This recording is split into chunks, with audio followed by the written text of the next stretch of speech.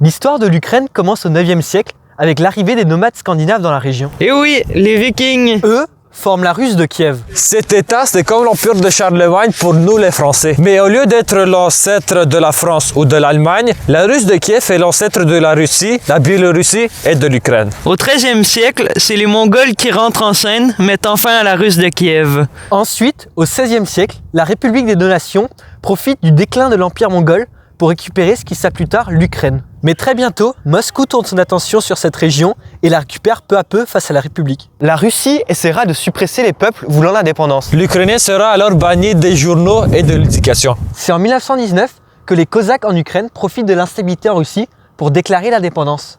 Ils s'allient à l'armée blanche. Cependant, en 1919, l'URSS mate les révoltes et prend possession du territoire. À partir de 1922, l'Ukraine deviendra une république à l'intérieur de l'Union soviétique. 10 ans plus tard, en 1931, une grande famine tape l'Ukraine, causant plusieurs millions de morts.